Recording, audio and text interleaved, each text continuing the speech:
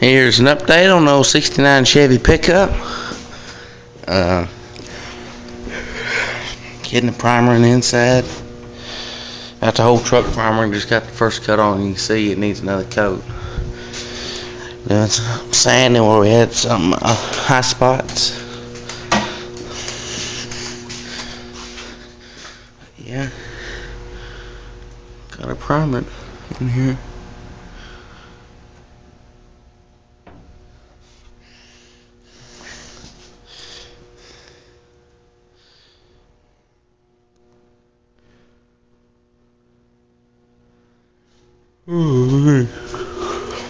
That here is what we're using.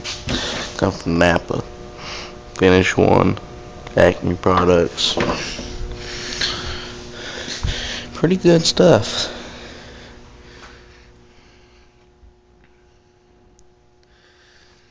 Yeah, that's just about all I've done to it was just sanding and primering, sanding and primering.